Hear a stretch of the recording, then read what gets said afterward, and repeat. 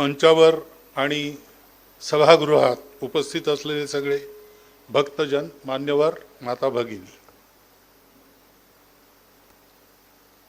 टेकडीचा गणपती नागपूरकरांना त्याच्याविषयी काही फार सांगायची जरूरत नाही आहे आणि मंदिराची माहिती आता आलेलीच आहे तुमच्या पुढे.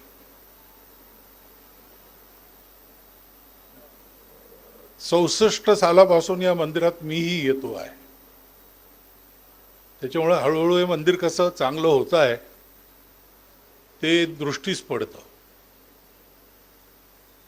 आणि आता सांगितल्याप्रमाणे सर्व भक्तांच्या सहकार्यातून हे होत आहे. आणि निदान गणेश मंदिरात ते तसंच झालं पाहिजे, कारण गणपती हा संघटनेचा देव आहे,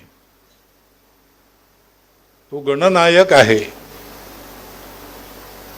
आणि संघटनेची प्रचंड ताकद त्याच्या ठाई एकवटली असल्यामुळे तो सुख करता दुःख हरता सगळ्या विघ्नबाधांचा नाश करणारा, प्रत्येक कार्याच्या पूर्वी त्याची पूजा करून ते कार्य करावं अशा प्रकारचा एक शुभ आशीर्वाद सतत ज्याच्यामुळे असा देव आहे. त्या मंदिराच्या गर्भगृहाचं लोकार्पण आपण आज केलेलं आहे. गर्भगृह म्हणजे मंदिरातला सगळ्यातला आतला भाग.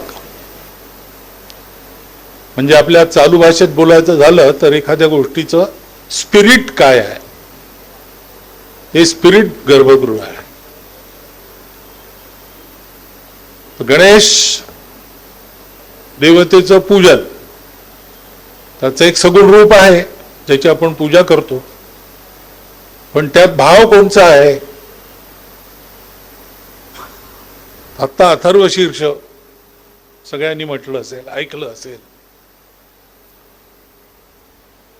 त्याच्यात तो गणेश म्हणजे मूलाधार स्थितोसे नित्यम असं म्हटलं आहे. मूलाधारात चेतना असते जीवांची, त्याला आपण कुंडलिनी म्हणतो, आणि ते बोधस्वरूप आहे. म्हणजे ती एक जाणीव आहे.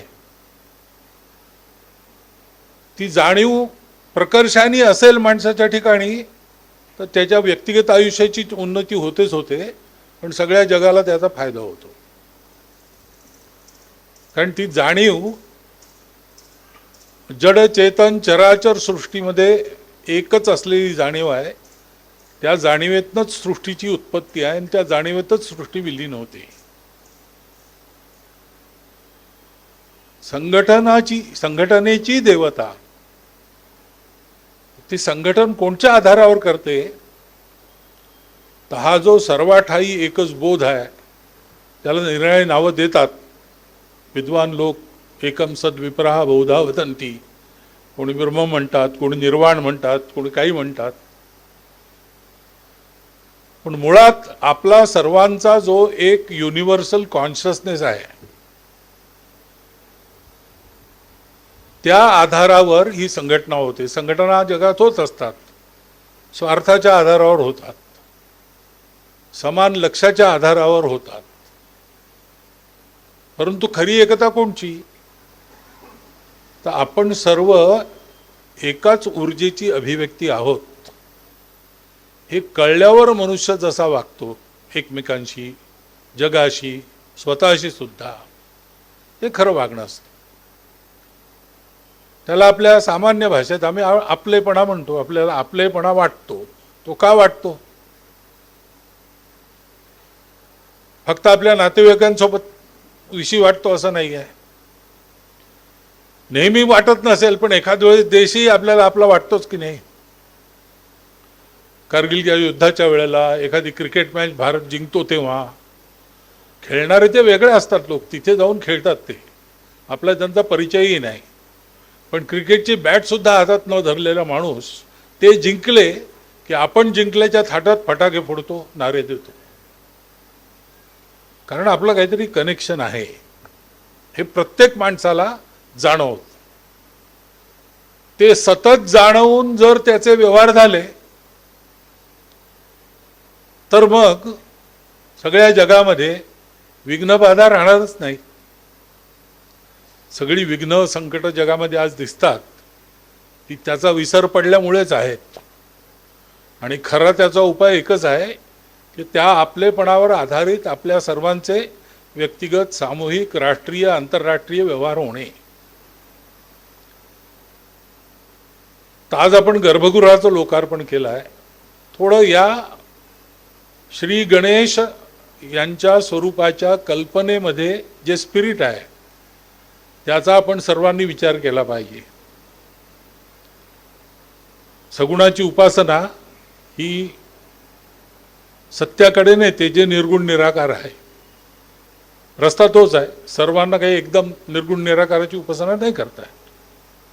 सगुणाचीच करायची असते सामान्य माणसांनी. पण ते तिकडे घेऊन जातात. आणि त्याच्यासाठी जसं मंदिराला गर्भगृह असलंच पाहिजे.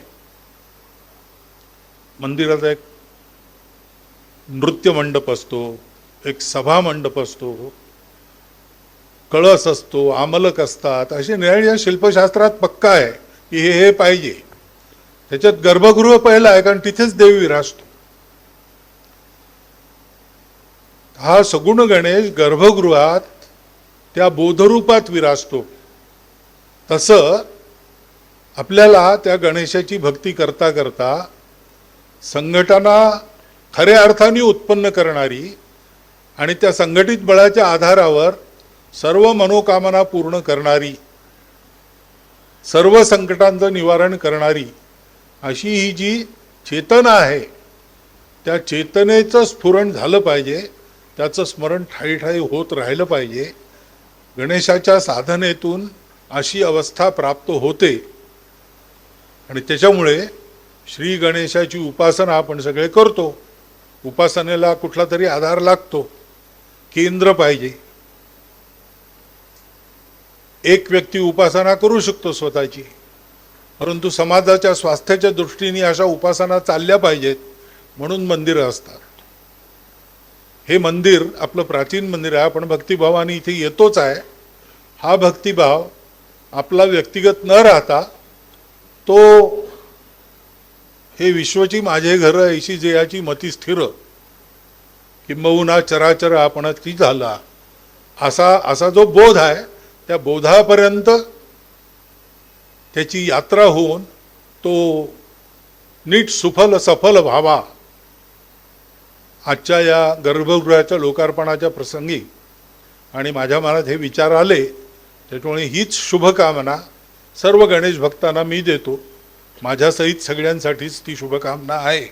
त्यांनी सगळ्या विश्वाचं मंगल होणार आहे.